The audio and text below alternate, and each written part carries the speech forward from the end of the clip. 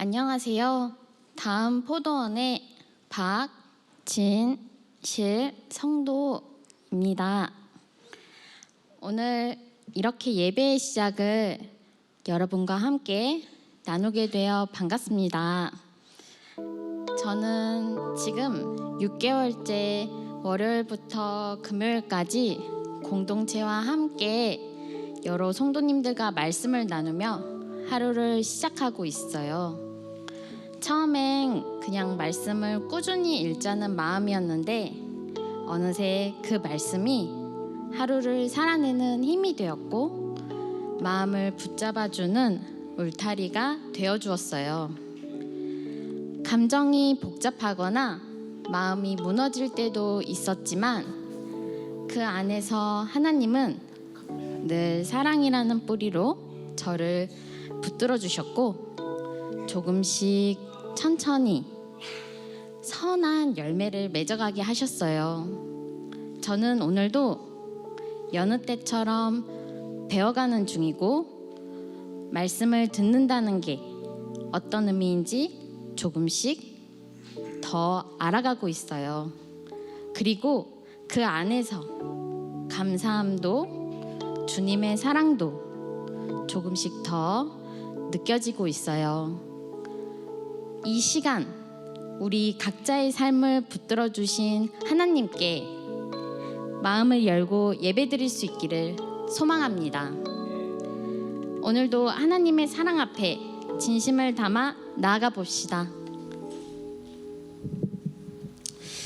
괜찮으시면 다 같이 일어나서 우리를 교회로 부르시고 교회로 세우시고 교회로 보내시는 그 하나님의 부르심 앞에 함께 찬양의 고백했으면 좋겠습니다.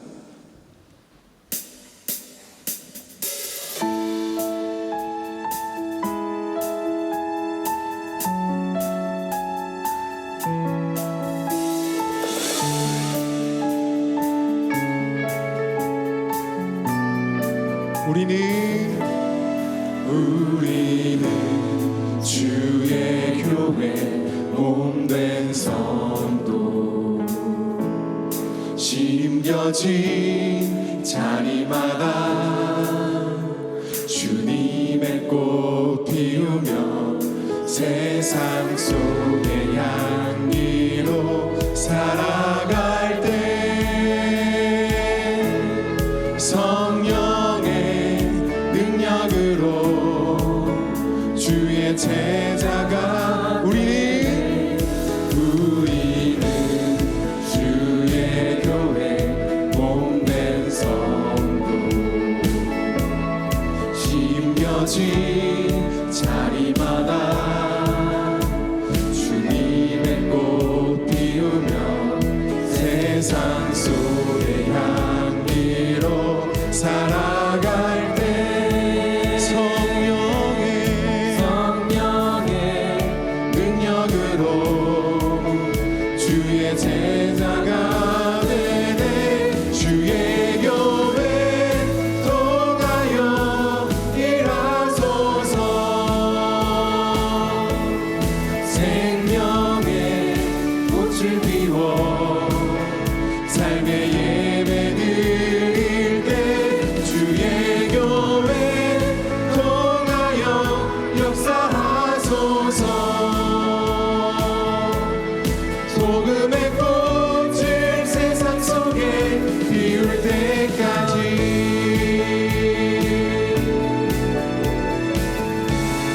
우리는 주의 교회 몸된 성도 심겨진 자리마다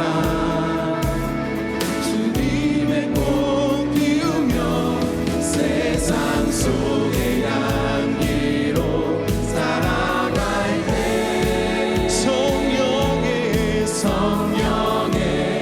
능력으로 주의 제자가 되네. 주의 교회 통하여 일하소서.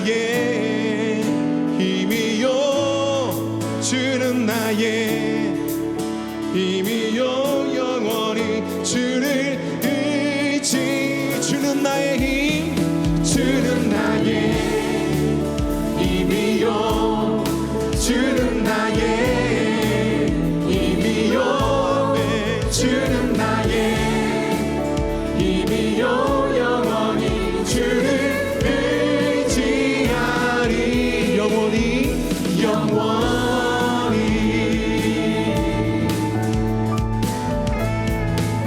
고백합시다. 하늘 위에 주님밖에, 하늘 위에 주님밖에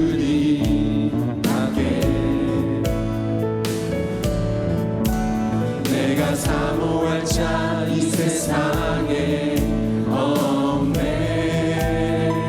내 맘과 힘을, 내 맘과 힘을 믿을 수 없네. 오직 한 가지에, 오직 한 가지 진리를, 그 진리를 믿네. 주는 나의 힘이요, 주는 나의 힘이요, 주는 나의 힘이요 영원히 주를 의지하. 주는 나의 힘, 주는 나의 힘이요, 주는 나의 힘이요, 주는 나의 힘이요 영원히 주를 의지하리. 영원히 영원히. 아멘. 영원히 주님 찬양합니다. 우리 자매들의 목소리로 하늘 위에, 하늘 위에 주님밖에 아멘. 내가 사모할 자 이 세상에 없네. 우리 형제들의 고백합시다. 내 맘과, 내 맘과 힘을 믿을 수 없네.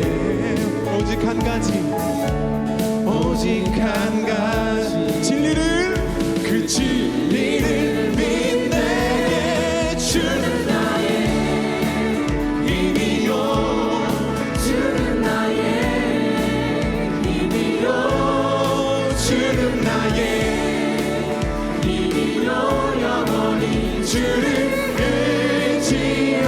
주는 나의 힘, 주는 나의 힘이요, 주는 나의 힘이요, 주는 나의 힘이요 영원히 주를 의지하. 우리의 목소리로 주는 나의 힘이요, 아멘. 주는 나의 힘이요, 주는 나의 힘이요 영원히 주만 의지하. 주는 나의 힘, 주는 나의 힘이요, 주는 나의 힘이요, 주는 나의 힘이요 영원히 주를 의지하리. 주를 의지하리. 주를 의지하리.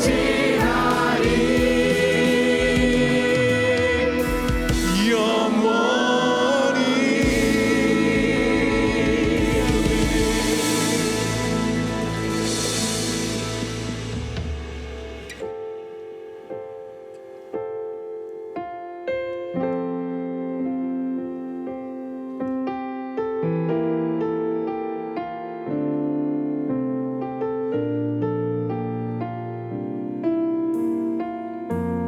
내가 주인 삼은, 내가 주인 삼은 모든 것 내려놓고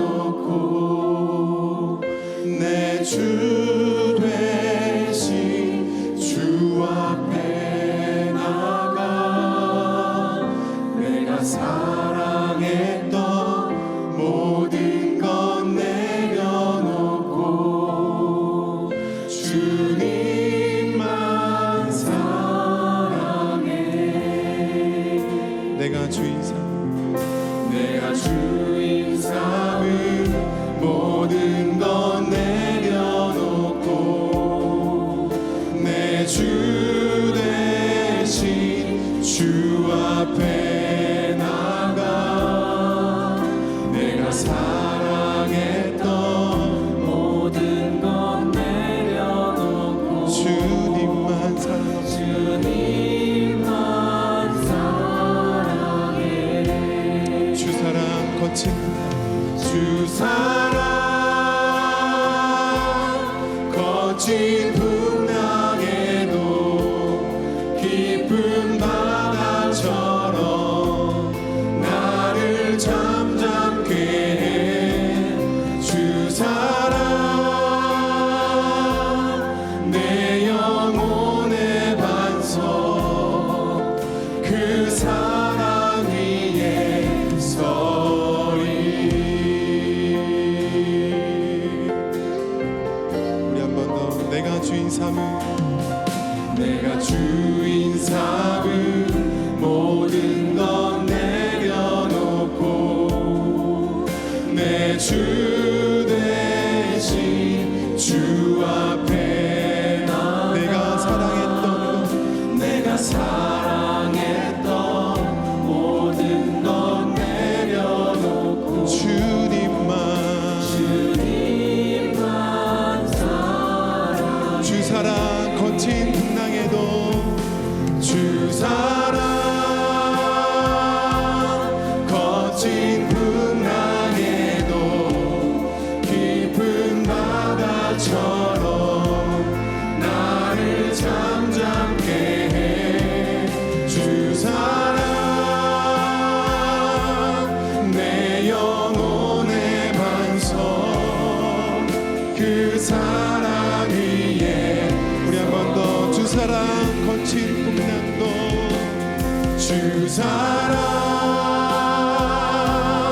거친 풍랑에도 깊은 바다처럼 나를 잠잠케 해 주 사랑 내 영혼의 반석 그 사랑 위에 서리 주 사랑 그 사랑 날 위해 죽으신 날 위해 다시 사신 예수 그리스도 다시 오실 그 사랑 죽음도 생명도 천사도 하늘의 어떤 권세도 끊을 수 없는 영원한 그 사랑 예수 그 사랑 그 사랑 날 위해 죽으신 날 위해 다시 사신 예수 그리스도 다시 오실 그 사랑 죽음도 생명도 천사도 하늘의 어떤 권세도 끊을 수 없는 영원한 그 사랑 예수 영원한 그 사랑 영원한 그 사랑 예수 영원한 그 사랑 영원한 그 사랑 예수 이 시간 예배를 위해 함께 기도하겠습니다.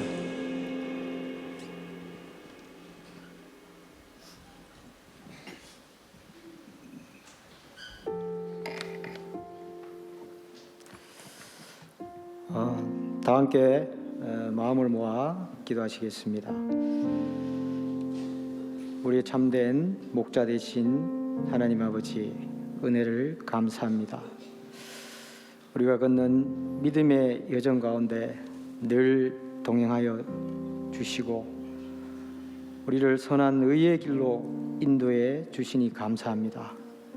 때로는 형통하게 때로는 공고한 상황을 주셔서 우리가 하나님의 긍휼하심 없이는 살아갈 수 없는 철저한 자기중심적인 죄인임을 깨닫게 하시고 주님만을 온전히 의지하는 자녀로서의 정체성을 회복시켜 주셔서 주님이 주시는 평안함을 누리게 하심을 감사드립니다. 그럼에도 주님은 아무든지 나를 따라오려거든 자기를 부인하고 날마다 자기 십자가를 지고 나를 따르라고 하셨는데, 우리는 여전히 마음 깊은 곳에 있는 자기 중심적인 의를 온전히 버리지 못하고 모든 선택과 결정의 순간에 주님의 뜻보다는 나의 뜻과 나의 생각대로만 살아가려고 했었고, 예수 그리스도의 십자가 보혈의 사랑에는 감사하지만 정작 그 십자가를 지고 감당해야 할 고난과 어려움은 외면하고 부인하는 우리의 연약한 믿음과 또 육신의 만족과 유익만을 쫓으려 하는 우리의 모습을 봅니다. 주님 용서하여 주시고 긍휼히 여겨 주시옵소서. 하나님 아버지, 우리 다음 공동체를 주님의 손에 의탁합니다. 우리 공동체가 십자가 보혈의 사랑을 품고 즐거워하는 성도들과 함께 즐거워하고 우는 성도들과 함께 울며 서로의 연약함을 나누고 중보하고 삶으로 섬김으로 서로를 제자로 세워가는 공동체가 되도록 인도하여 주시옵소서. 특별히 우리 다음 세대가 수련회와 국내외 선교를 앞두고 있습니다.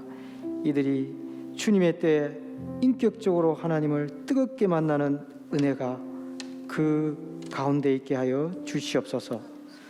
하나님 아버지, 지금 이 순간에도 주님의 마음으로 천하보다 소중한 한 영혼에게 복음을 전하기 위해 모든 것을 내려놓고 목숨까지 아끼지 않으며 세계의 열방 곳곳과 이 나라의 산간 벽지에서 예수의 길을 걷고 있는 선교사님들과 그 가족들을 권능의 오른손으로 붙들어 주시고 늘 기도와 헌신의 동력자들을 붙여주셔서 그 걸음이 외롭지 않고 주님 주시는 기쁨과 평강 가운데 거하게 하여 주시옵소서.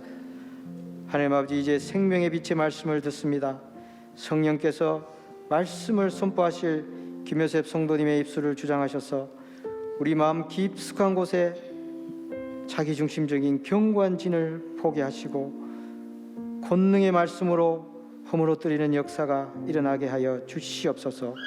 그래서 이제 나의 모든 인생을 주님과 함께 살겠다고 결단하는 은혜의 시간이 되게 하여 주시옵소서.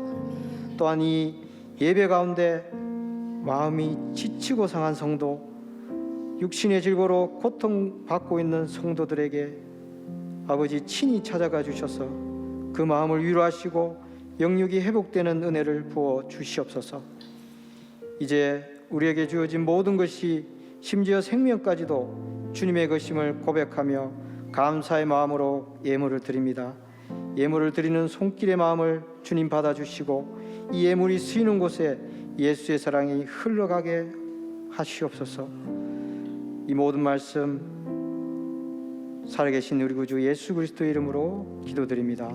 아멘.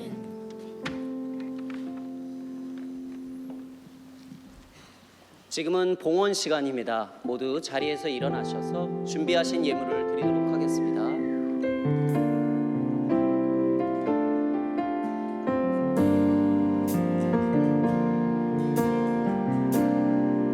나 주님의 기쁨 되길 하네. 나 주님의 기쁨 되기 원하네. 내 마음을 새롭게 하소서. 새 부대가 되게 하여 주사. 주님의 빛 비추게 하소서. 겸손히 내 마음 드립니다. 겸손히 내 마음 드립니다. 나의 모든 것 받으소서. 나의 마음 깨끗게 나의 마음 깨끗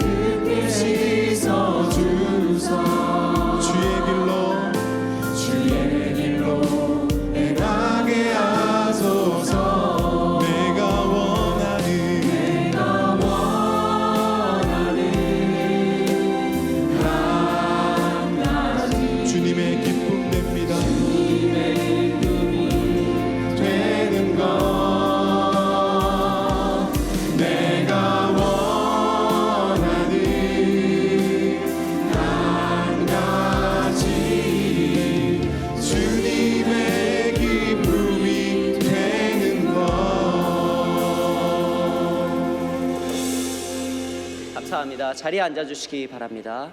처음으로 돌아가는 다음 교회, 저희 다음 교회에 오신 모든 성도님들을 환영합니다. 지금 이 시간은 저희 교회에 처음 방문하셨거나 오랜만에 오신 분들을 저희가 환영하고 서로 교제하는 시간인데요. 자리에 앉아 오늘 처음 나오신 가정들이 있다면 자리에 앉아 계셔서 손을 이렇게 잠깐 들어주시겠어요? 저기 바로 제 왼쪽 중앙에 한 가족이 이렇게 저희 교회 처음 방문하셨습니다. 또 왼쪽에도 어린 자녀를 안고 오신 분이 계시거든요. 주위를 돌아보시고요. 기존의 성도님들은 자리에서 일어나셔서 오늘 새로 오신 분들은 자리에 앉아 계시고요. 저희가 함께 환영의 좀 찬양을 하도록 하겠습니다.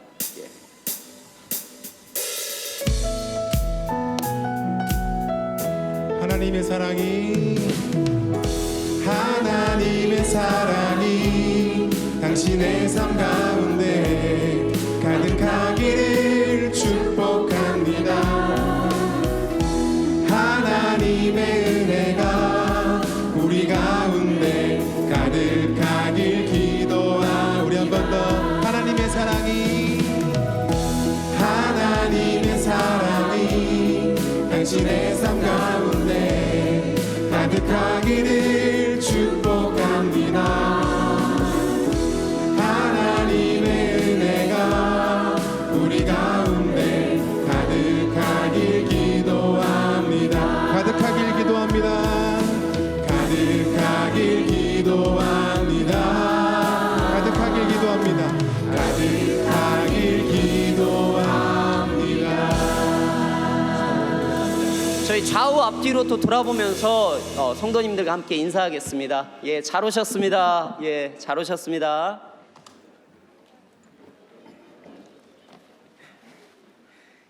교회 광고 영상으로 보도록 하겠습니다. 2025년 7월 13일 원천교회 소식 전해드립니다. 금요 예배 안내입니다.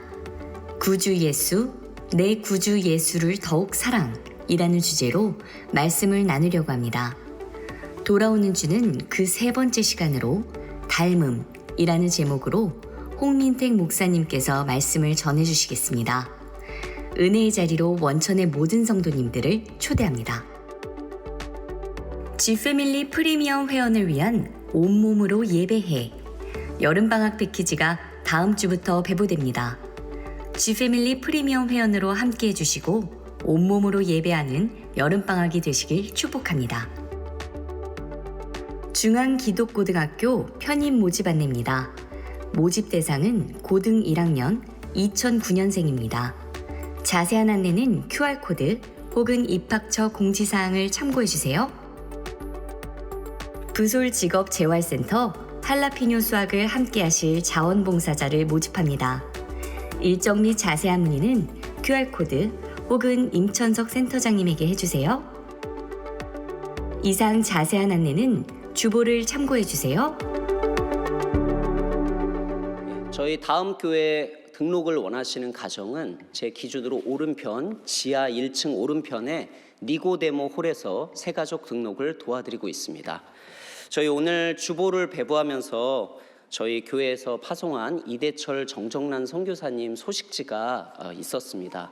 터키에서 난민 사역을 하시는 선교사님 가정을 위해서 사역을 위해서 함께 기도해 주기를 부탁드립니다. 지난주에 광고 드린 것처럼 저희 원천 침례교회에서 정말 다음 세대들이 이번 여름에 중학교, 고등학교, 대학부, 청년부가 각각 여름 수련회와 선교 활동을 준비하고 있습니다. 함께 기도해 주시고 또 특별히 지혜샘 7월 24일부터 26일까지 있는 수련회에 자원봉사자로 섬겨주실 분들 꼭 신청해 주시길 부탁드리겠습니다. 이어서 성경 봉독하도록 하겠습니다.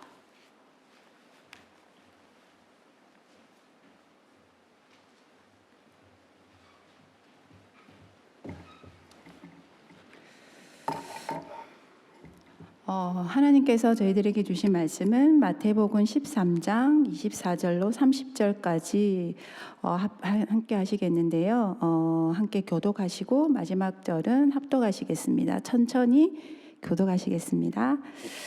예수께서 그들 앞에 또 비유를 들어 이르시되 천국은 좋은 씨를 제 밭에 뿌린 사람과 같으니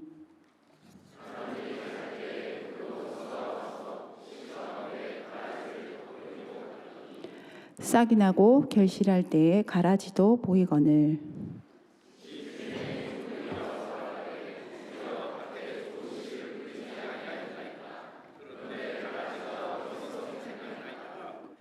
주인이 이르되 원수가 이렇게 하였구나. 종들이 말하되 그러면 우리가 가서 이것을 뽑기를 원하시나이까?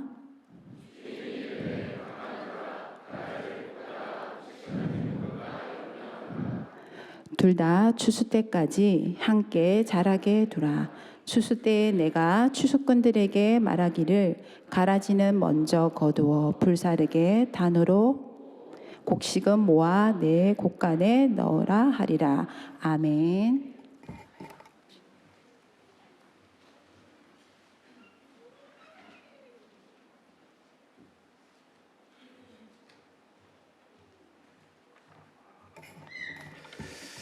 우리 최익현 총무지기님이 여러 가지로 우리 공동체를 위해서 여러분들에게 당부하는 말씀 잘 경청하시고, 그거보다 더 중요한 거는 참여해 주시면 정말 좋을 것 같은데요. 보시면 이 저희 다음 교회, 또 원천교회도 그렇지만 특별히 다음 교회는 매주마다 처음 방문하시는 분들이 많아요.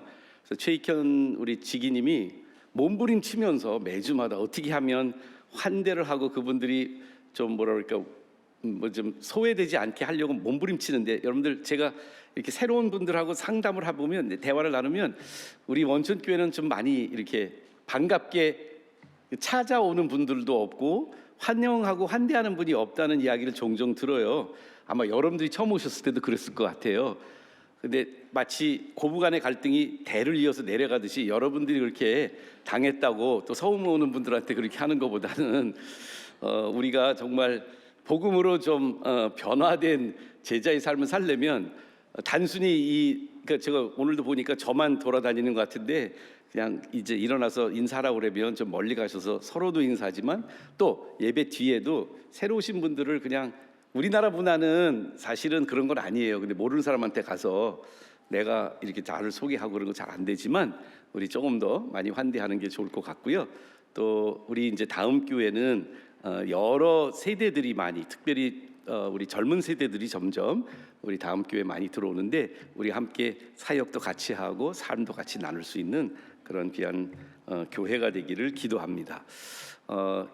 이 이제 여름이 되면서 여러 가지 이제 일정들이, 또 여러분들의 일정도 변화가 있는데, 저는 다음 주일과 그 다음 주일 2주 동안 원래 제가 이제 맡고 있는 일 중에 기독교 국제 기독교학교에서 여러 가지 연맹의 이사로 또 사역을 하고 있는데, 그 이사회에도 참석하고 댈러스에서 새로 개척되는 인투교회 다음 주일날 설교하고요. 그 다음 주말은 얼바인에 있는 베델 교회, 지난번에 오셨던 우리 나연아 집사님 다니고 있는 그 교회인데, 거기서 또 다음 세대를 위한 그런 사역으로 주말을 두 주말 보내고 들어올 계획으로 있습니다.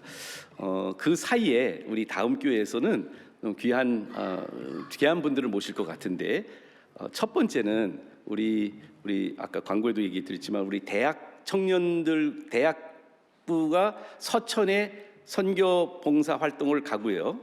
또 우리 넥스트 청년들은 지난 봄에, 겨울과 봄에 화재로 많은 산들이 다 타고 집들이 탄 우리 경상도 쪽에 있는 영덕 지역에 화재로 다 동네가 많이 타고 집들을 잃으신 분들을 가서 복구 활동도 하고 가가하고 방문하면서, 주로 어르신들이 많은데 그분들에게 반찬도 나눠드리고 필요한 생필품도 나눠드리고 교회 복구 활동도 하는 일을 8월 15일 날 하게 됩니다. 그래서 그 교회 목사님이 다음 주말에 올라오세요. 그래서 토요일 날은 청년들에게, 우리 주일 날은 우리 다음 교회에 말씀을 부탁을 드렸습니다.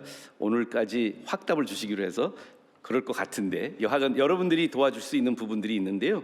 우리 대학 청년들이 갈 때는 후원금으로 좀 도와주시고요. 우리 청년들이 가는 곳에는 반찬 만들어주는 봉사를 좀 도와주시면, 청년들이 이거는 좋은데 힘은 좋은데 반찬의 손맛은 없더라고요. 그래서 그거를 좀 조금 하실 수 있는 분들이 교회에서 이제 재료는 준비해 드릴 텐데 반찬을 만들어 주시면 8월 15일에 그곳에 지금 사실은 컨테이너에 살고 계세요 아직도.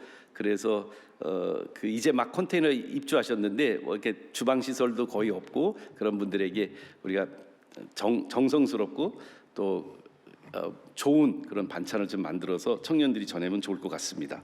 그 다음 7월 27일 주일에는 저희 교회에서 좀 주로 많이 하는 사역이 MK 사역이라 우리 교회에 지금 함께 다니고 계시는 최병준 선생님, 그래서 다니엘 학교에 대한 여러분들에게 선교 보고와 또 길상배 선교사님이 카작에서 잠깐 들어오셨는데 두 분이 우리 27일에는 선교회 원천교회 선교회 이야기를 여러분들과 나누는 시간 가지려고 합니다.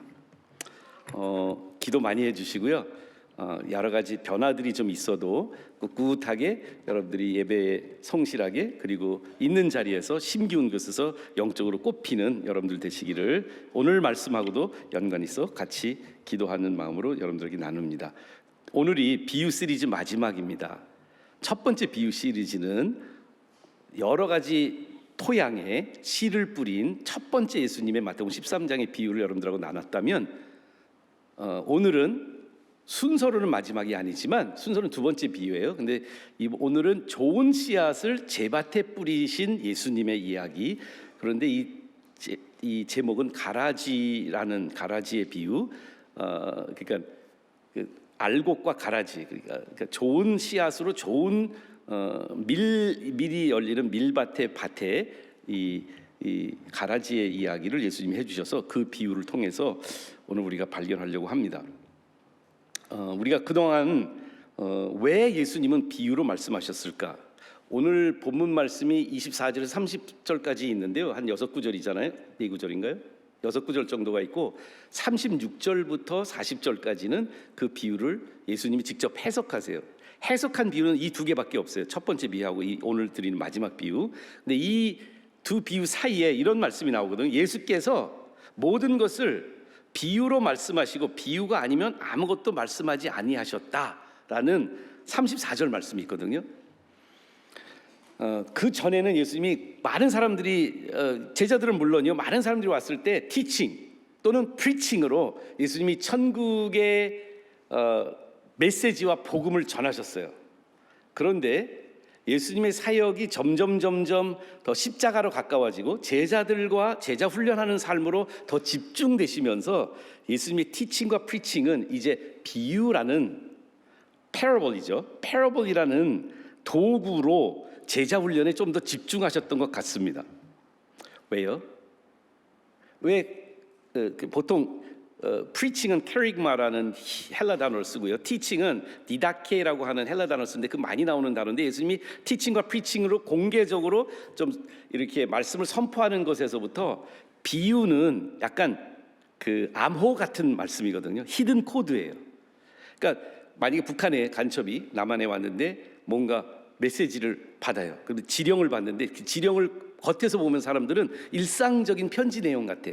근데 그 안에 숨겨져 있는 코드가 있는데 예수님이 그런 거를 활용하셔서 지금 비유로 제자들에게 훈련하고 계세요. 왜 그러셨을까? 전에도 이런 말씀 좀 드렸지만 저는 제자 훈련에 가장 필요하고 강력한 도구가 비유라고 생각하는 이유는 우리들의 사고가 습관이 형성이 돼요. 이 세상을 살아가다 보면 이 습관이 고정관념으로 고착화되면서 생각도 삶의 형태도 습관도 나쁜 습관이 잘 바뀌지 않은 생각의 골파임이 있어요. 굳어져 버린 생각의 패턴들이 좀 있거든요.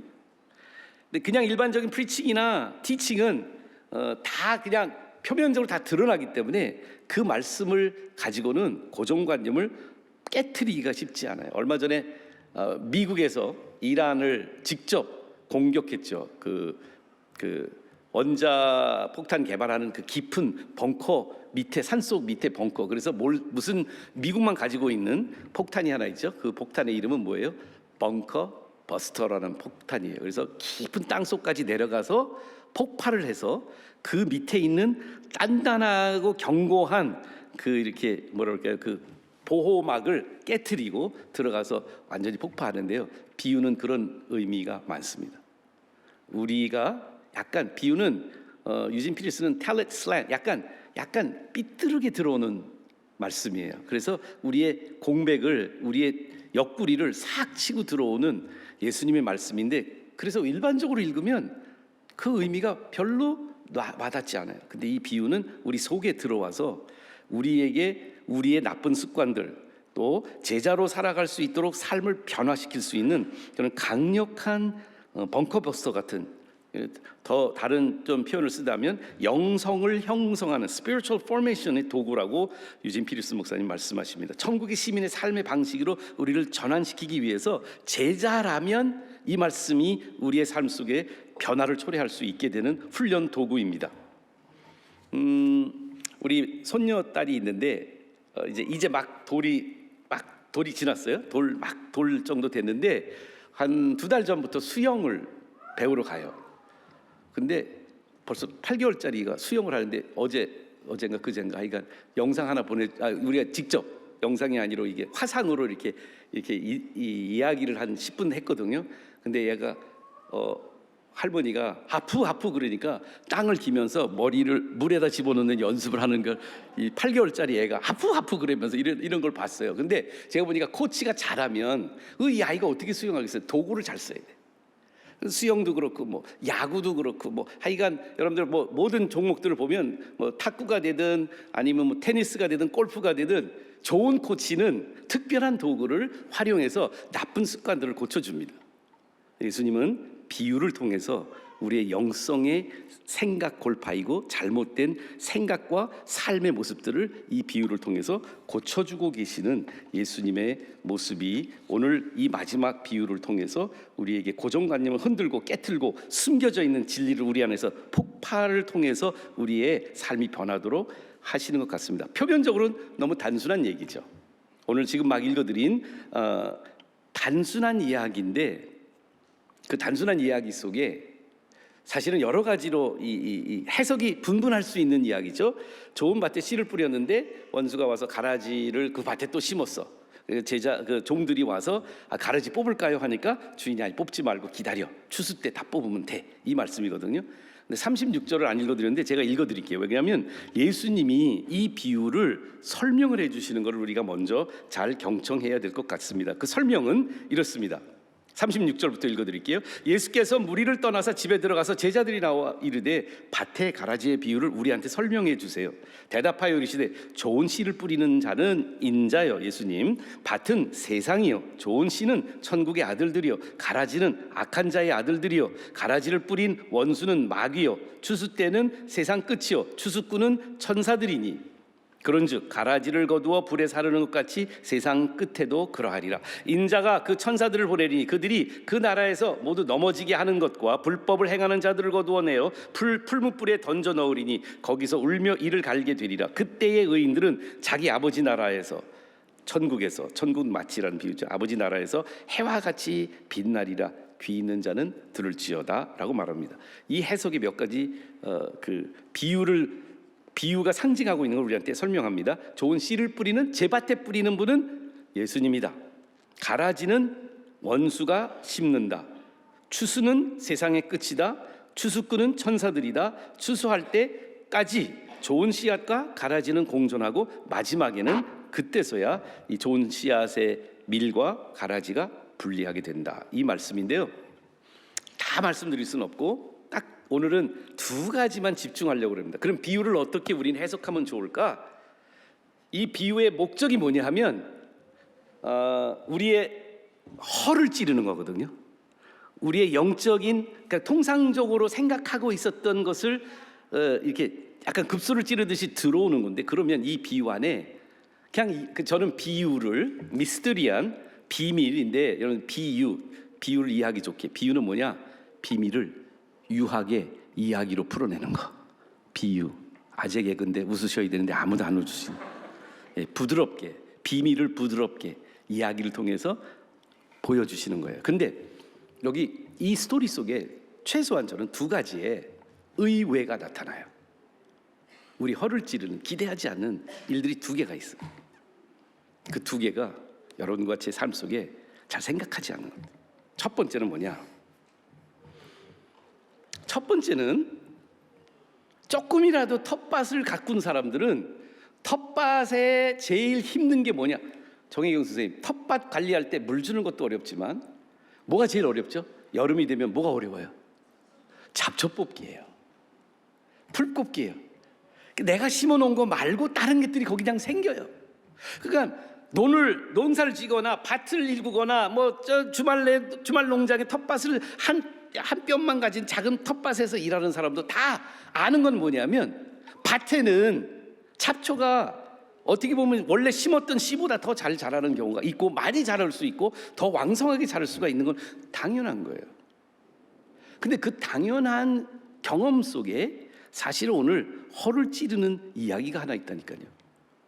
그게 뭐죠? 가라지, 자풀. 자풀이 그냥 생성되는 거 우리 알잖아요. 근데 여기 자풀이 그냥 생성된 게 아니야. 원수가 밤중에 와서 몰래 잡초 씨를 뿌렸다는 얘기예요. 근데 처음에 읽으실 때는 별로 느낌이 없었는데 조금 묵상을 하다 보시면 의도적으로 가라지 씨를 뿌린다고? 이게 우리들 안에 이 비유의 예수님의 의도하심을 우리 삶 속에 잘 수용되지 않고 평소에 잘 인정하지 않고 인식하지 않고 있는 한 가지를 우리한테 보여주는 것이 있다고 생각합니다. 자연스럽게 생성된 잡초가 아닌 의도적으로 원수가 와서 덧뿌렸다는 것, 그것도 제 밭에 와서 곡식 한가운데 가라지를 덧뿌리고 간 이 원수의 역할, 원수가 한 일을 우리가 우리 삶 속에서, 영적인 삶 속에서도 우리가 잘 간과하고 있는 것이 아닌가. 원수 마귀는 우리 안에 좋은 씨앗을 뿌리시려고 하는 원래 제 밭에 하나님이 창조하신 그 우리들과 이 창조물 안에 하나님의 말씀에 좋은 씨앗을 뿌리셔서 하나님이 원하시는 섭리가 실현되도록 창조하신 그 우주 속에 가라지의 씨를 뿌리고 있는 원수가 공존하고 있다는 사실이에요.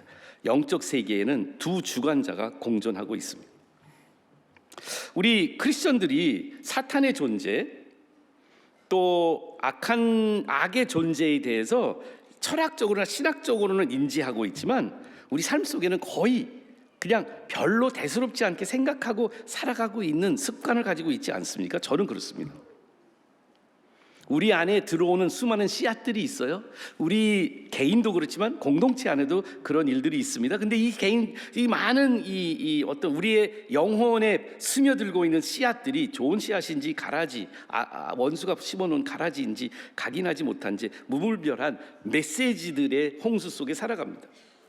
인본주의적인 사고가 위험하다는 일을 어떤 때는 강의를 하다가 책을 읽다가 들은 적은 있지만 우리들 안에는 인본주의에 대한 무분별한 수용들이 우리 삶 속에 들어와 있는데 그것이 의도성을 가지고 있다는 것을 잘 모를 때가 많이 있지 않습니까? 가랑비에 옷 젖는다는 속담이 있듯이 별 생각 없이 우리들이 그냥 수용하고 있는 많은 것들이 가라지일 경우가 많이 있습니다.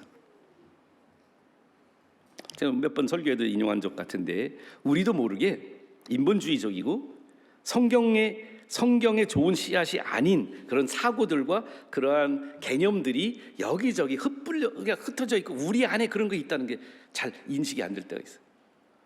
언젠가 우리 중앙유치원, 벌써 수년 전 일인데 중앙유치원에서 이제 연말이 돼서 이제 학교에 이제 교육 자료를 학교에 있는 교육 내용을 이제 주안으로 보내서 이제 부모님들이 이제 주안을 보고 이번 주에는 뭘 가리키는구나 이런 게 있는데 한 분은 저한테 직접 몇몇 학부 한두 분 정도가 저한테 직접 항의한 적이 있었어요. 중앙유치원에서 아마 그때 제가 기억하기로는 산타클로스 할아버지하고 루돌프 사슴코하고 또 뭐 징글벨이나 뭐 이런 좀 통상적으로 잘 알려져 있는 성탄의 그 이야기들을 학교 교육 과정 안에 이렇게 가르쳤던 것 같아요.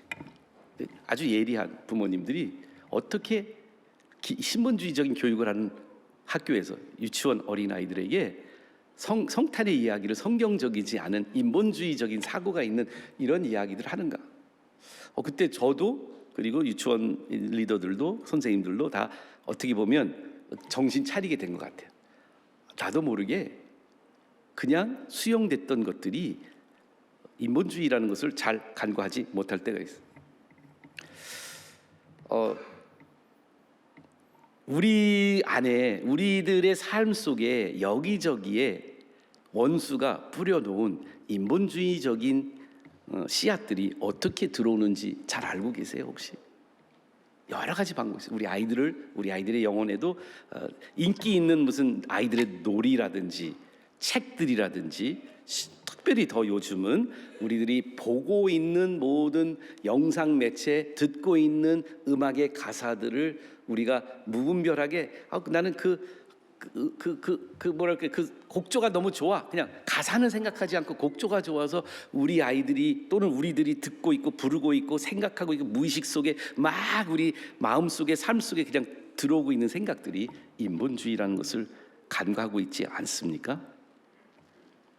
영의 세계는 확실하게 원수가 의도적으로 가라지를 뿌리고 있는 이 세상을 우리는 살아가고 있습니다.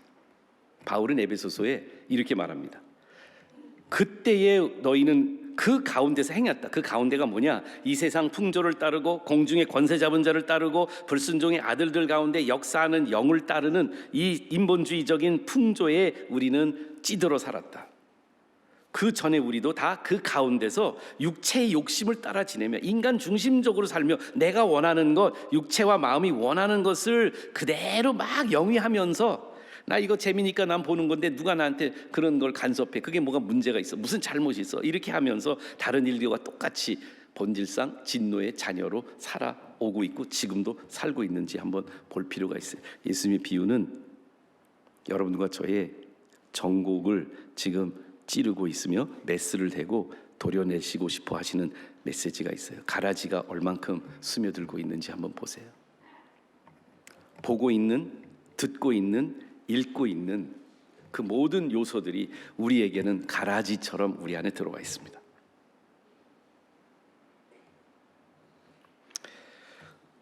원수가 어떻게 하는지 잘 보세요. 25절에 사람들이 잘 때에 그 원수가 와서 곡식 가운데 가라지를 덧뿌리고 갔더니 싹이 나고 결실할 때에 가라지도 보이거든. 이 원수의 이 사실은 두 비유가 해석이 있었던 두 비유가 굉장히 어떻게 보면 우리에게 통찰을 주는 게 있어요. 원수가 어떻게 하는지도 보여줘. 원수의 첫 번째 시도는 뭐냐면 하나님의 신본주의적인 모든 씨앗의 말씀들, 하나님의 사고들, 신본주의적인 세계관이라고도 말하는데 우리의 worldview가 하나님 중심적으로 할 수 있도록 하나님 메시지를 주시잖아요. 그런데 원수가 제일 먼저 하는 건 뭐냐면 첫 번째 비유에서는 뭐죠?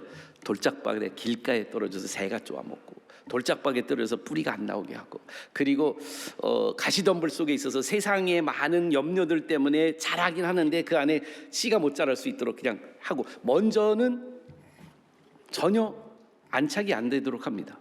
그거에 실패하면 두 번째 하는 건 뭐냐면 비슷한 거를 심어라.